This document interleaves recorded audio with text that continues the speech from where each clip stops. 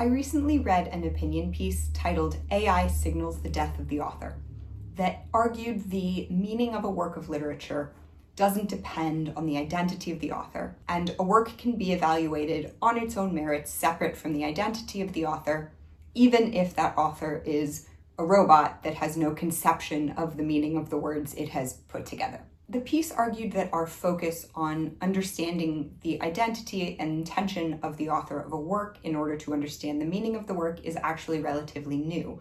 It dates back only to about the 16th century. Before that, of course, people did write texts, but the idea of vesting authorship in a text in a single individual was relatively uncommon. And in fact, many of the great works of literature from before that time, works of folklore or religious scripture, have circulated without a definite author for centuries. The piece argued that our modern conception of the author as the ultimate arbiter of the meaning of a work results from the confluence of several phenomena. First, ideas about individualized faith and individualized belief that were developed during the Protestant Revolution and related developments in existential philosophy, as well as the practical desire to create a system of copyright law following the invention of the printing press. Following these developments, for a long time, the main goal of interpretation of literature was to figure out what the author had meant the work to say. But in his 1967 essay, The Death of the Author, Barthes pushed back on this.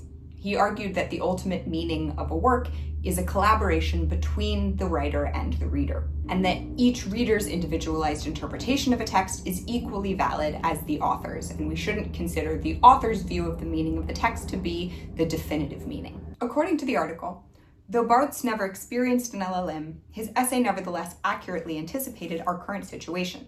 The Death of the Author flips the script on literary theory, alters the location of meaning-making in ways that overturn our standard operating presumptions. Previously, it had lain with the author, who it was assumed had something to say. Now it is with the reader. This fundamental shift in the location of meaning-making also explains how LLM-generated content comes to have meaning. In other words, the meaning of a work written by a person is ultimately determined by the person reading it, and similarly, the meaning of a work written by an LLM is determined by the person reading it. So the fact that the writer, a human writer, may intend something for the meaning of their work, whereas an LLM has no intention vis-a-vis the meaning of the work, is ultimately irrelevant because the locus of meaning making is with the reader in both cases. Now, I think this piece is mostly wrong, but I want to start by talking about something I think it gets right. And that is that authorship is more complex than we usually think of it being. Many great works of literature do not have an author. They do not belong to one person. They are not the original work of one person. And I think maybe the most famous example of this is Homer. We love to think of Homer as an individual person who wrote the Odyssey. But that's probably not historically accurate. In an interview for National Geographic, the historian Adam Nicholson explains that it's a mistake to think of Homer as a person. Homer is an it, a tradition, an entire culture coming up with ever more refined and ever more understanding ways of telling stories that are important to it. Homer is essentially shared. Today, we have this author obsession, Nicholson says. We want to know biography all the time. But Homer doesn't have a biography. The Iliad and the Odyssey are like Viking longships. Nobody knows who made them. No name is attached to them. There's no written design or drawings. They're simply the evolved beauty of long and careful tradition. And this complexity is not limited to ancient works where authorship is unknown because it's lost to time. There was a controversy in the 1990s involving a famous activist and writer, Rigoberta Menchú. She wrote a very famous book called Me llamo Rigoberta Menchú y así me nació la conciencia in 1983 that details the story of her early life and experiences during the Guatemalan Civil War. It later came out that many of the stories that she told, even though the book was presented in the first person as though it was autobiographical, many of the stories that she told had not actually happened to her. They were the stories of her people and the people who had shared experiences with her, but they were not things that had happened to her personally as an individual. And this sparked a lot of conversation about differences between the genre of testimonio and the genre of autobiography and memoir, the way that we think about them in the sort of Western English language literary tradition.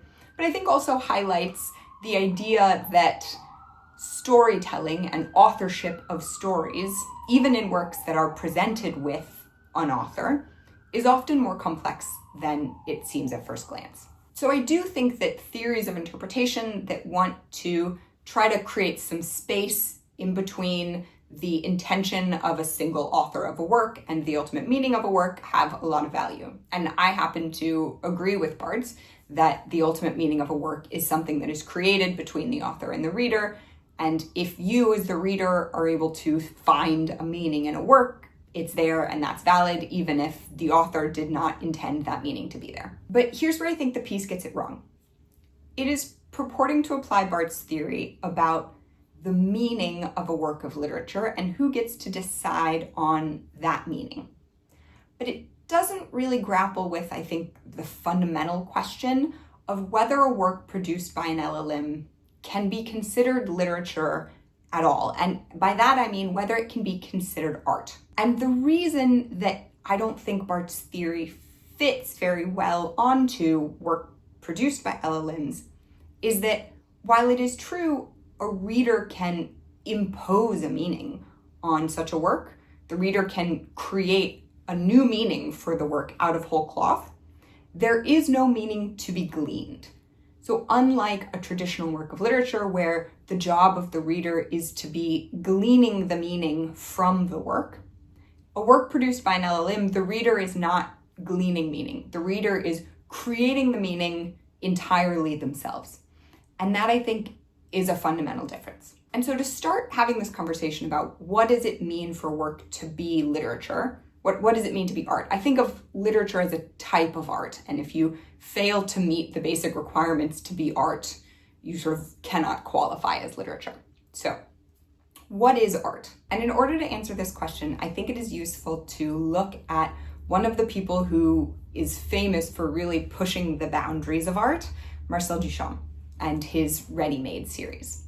These were works of art where he took everyday items, a bicycle, a urinal, and made a few minor alterations to them and then presented them as art installations. And obviously this got a ton of pushback from people saying you can't just take a urinal off the street and put it in a museum and say, voila, art. But Duchamp argued that everyday objects like a urinal can be elevated to the dignity of art through the choice of an artist. By going out and selecting a urinal, signing it, and choosing to display it in a museum as part of his exhibition, the artist is able to create meaning, create a work of art, meaning to be gleaned from simply this, what is otherwise a found object. And I think this is a very useful thought experiment in terms of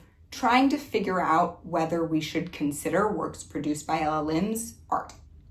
For me, they don't qualify because the fundamental requirement for something to be art is that it be the product of human choice. Now, once a person makes a choice, the meaning of that choice can be open to lots of different interpretations. The meaning that is communicated by the choice the person has made, the artist has made, or the author has made, often includes all sorts of things that the author didn't intend to communicate. But the human choice as the original seed of meaning is crucial. And that's because if you're going to have a definition of art that means anything at all, it has to be able to distinguish works of human creation from just the random ordering of atoms in the universe. There are all sorts of phenomena in life from which someone perceiving them could derive meaning, right? A beautiful sunset or a cloud shaped like a bunny. Someone could look at those things and find them meaningful, but those things aren't art. Art requires there to be two sides to the coin, a meaning given to the work and a meaning gleaned from the work, right? A choice by the artist to create, and then separately a choice by the person perceiving the work to interpret. And obviously those two people can be the same thing. An artist can look at their own work and interpret it. But the point is you have to have both pieces, right? Fundamentally, Barthes' claim is that the choices an artist makes don't always end up meaning the things the author meant them to mean. And that's true of so many human choices, right? When JFK says, "Ich bin ein Berliner," he isn't trying to say, "I'm a jelly donut," but that is ultimately the meaning of his communication, or one meaning that can be gleaned from that communication. But there is a fundamental difference between Barthes' theory, that is, letting readers in on the action of determining the meaning of a work, and a definition of art that includes works where there is no meaning to be gleaned, where the interpreter, the reader, the viewer, the audience of the art has to create the meaning for themselves from whole cloth. And that's why, in my opinion, books written by LLMs can't qualify as literature, because no one is making a choice to communicate anything. Right? Imagine a book written by an LLM that contains a particular metaphor to explain how the protagonist feels about their lover. No one chose to include that particular way of describing that particular feeling. I mean, if you think about who are the people who could have chosen it, right? Certainly the programmers who created the LLM didn't choose to include that metaphor. And the person who entered the prompt into the AI didn't choose to use that metaphor. I mean, those two people very likely don't know that that metaphor even exists. And the LLM that actually put the words in that order isn't a person and can't make meaningful choices at all. You know, LLMs don't choose words because they mean something, because they have any understanding of the meaning of words at all. You know, they're just acting according to a probabilistic distribution. But the LLM didn't choose to use that metaphor any more than, you know, a flipped coin is choosing to land on heads. And that's why I think works created by LLMs are so fundamentally different than something like the Odyssey.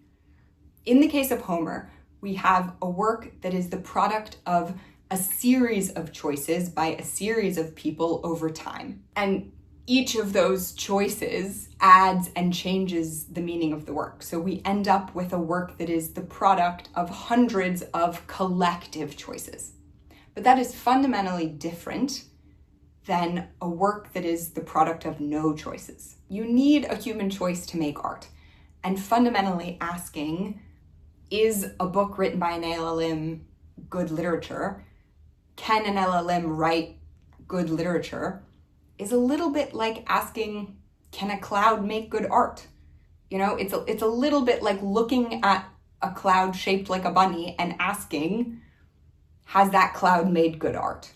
It's kind of a nonsense question. Now, this may not always be black and white. I think there is nuance to be found here, because obviously when works are created by LLMs, there may be different degrees to which the author of the work is involved in decision-making about the final product that is put out into the world. The first way that I imagine someone might push back on the argument that I'm making here is by saying, well, Duchamp took the urinal as it was, put it into a museum, and that choice to put out the urinal as is made it art. So why couldn't someone put a prompt into AI, have the AI generate a book, then the author reads through that book and makes the choice to publish it as is? Wouldn't that choice to publish it make the work art?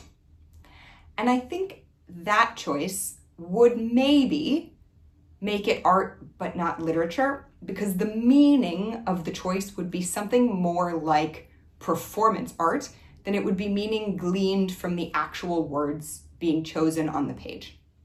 The meaning of a book is not just the book as an object, right? It's the meaning that is gleaned from reading the sentences. And I think the choice to print something out from an LLM and publish it as is could have meaning in a performance art sense, but doesn't have meaning in the sense of at the sentence level, the way that literature does. So that would be sort of like looking at the signature on Duchamp's urinal and saying, well, is that literature? It's legible, and there is an argument that it is part of a work of art from some interpretation, but it's not literature. The second way I think someone might push back is to say, okay, what about an author who doesn't just print the whole thing out and publish it wholesale? What about an author who uses AI as part of their process, but is themselves still making decisions? And in that instance, I think we should basically discount any decisions being made by the AI and make a determination about whether what is left is enough to count as a work. And I think you can think through that question by asking, how would you feel if instead of this piece not being written by the author, being written by an AI, what if this amount of the work was just plagiarized? So a really interesting example that came up recently is an author called Readymades, who published a work called Sympathy Tower Tokyo, in which one of the characters interacts with ChatGPT. And the author used ChatGPT to generate just the parts of the dialogue that were ChatGPT's voice.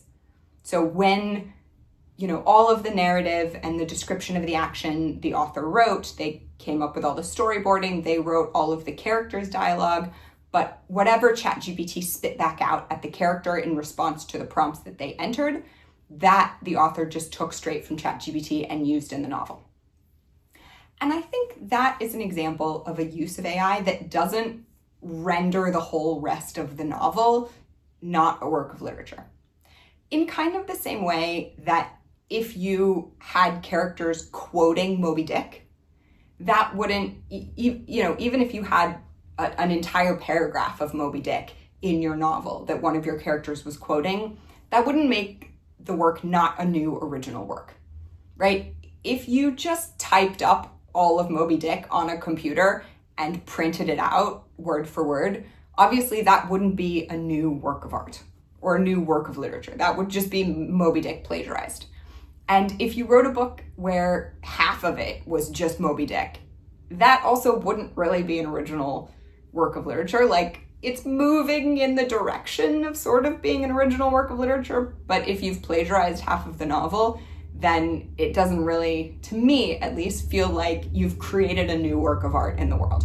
Whereas, if you have a character who is just quoting a few lines from Moby Dick throughout the book, that doesn't take away from the book as its own independent work of literature. And obviously that leaves us with sort of a fuzzy line. How much use of an LLM in a work relative to the total proportion of choices being made by the author themselves is, where that line falls when a work stops being new literature is going to be very difficult to tell sometimes. I mean, there are going to be cases that are not edge cases. This romance writer who's created a algorithm where she's just churning out 100 new books a day and posting them up on Amazon. Obviously, those are not works of literature.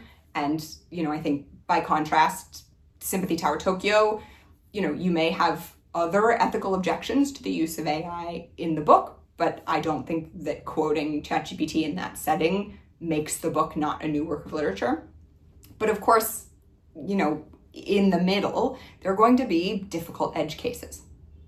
But I don't think that's an argument for not trying to draw this line. And some of the reason that I think insisting on that distinction is important is that a lot of the arguments out there circulating about why AI books should be treated like literature and interpreted as if they were literature are not accidental. There is an underlying nihilism to it that feels very intentional to me, right? The idea that if a work produced by an LLM is art, then a cloud shaped like a bunny can be art, then nothing is art and nothing is not art, and nothing means anything, is related to a general devaluation of humanity that I feel like I'm seeing in the zeitgeist. And so I want to close this video with an anecdote about a philosopher called Emily Binder,